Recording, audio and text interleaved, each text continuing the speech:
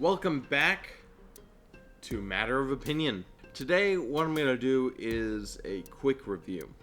Every once in a while, if I've seen a movie that I think is worth discussing, I'll make a video that's only a few minutes long talking about what I thought of the movie. This could be a good movie, a bad movie, an old movie, or one that's even still in theaters. That being said, here's my quick review of the 2009 movie World's Greatest Dad, starring the late Robin Williams. World's Greatest Dad is about a failed writer played by Robin Williams, who teaches a poetry class at the high school where his son goes. One night, he finds his son dead because of a very embarrassing accident, so he fakes a suicide note, and then the note and other fabricated writings become very popular, and even help kids that are dealing with suicidal thoughts. I'm going to start by saying that I have mixed feelings about this movie. I feel like this movie could have been a whole lot better. It has an excellent premise, there were some pretty awesome moments, and I liked the absurd comedy and storytelling, but I just feel like it fell short of being truly thought-provoking. It feigned subtlety and meaningfulness in its story. When it comes to critiquing movies, pacing is very important to me, as I made clear in the Scott Pilgrim review. A well-paced movie does not feel long. It feels very short despite it being an hour and a half or even 3 hours long. A well-paced movie makes you want more. A poorly paced movie makes you just want it to end. This movie is not very well paced, and it's a little too long. There are some subplots in this movie that aren't necessarily important to the story, like the next door neighbor. Now, the I Hope I Become a Ghost scene was really cool because I liked the song and I liked the way it showed the different visual representations of who his son was to these people, but the scenes before and after this scene say the exact same thing, which just adds to the lengthiness of this movie. I have to say, I thought Robin Williams killed it in this movie. He was amazing.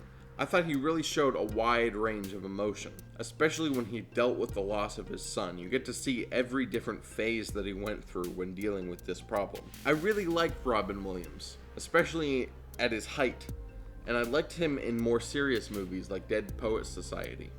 Now, the ending of this movie I feel was very forced and abrupt. I don't want to go into too much detail about the ending, but I'll just say that I was disappointed by it. There was nothing really leading up to the way that it ended.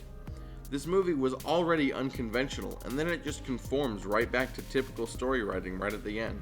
Overall, the movie wasn't really terrible. It just had some serious pacing issues, and it pretended to be a lot more than it really was. I normally don't like to criticize a movie for what it isn't instead of what it is, but I just see a lot of lost potential in this work. So that's what I thought about World's Greatest Dad. Honestly, I think it really is a movie worth watching. There's a lot to it that is very interesting, and it is somewhat thought-provoking. It's just not as interesting as it tries to make you think it is.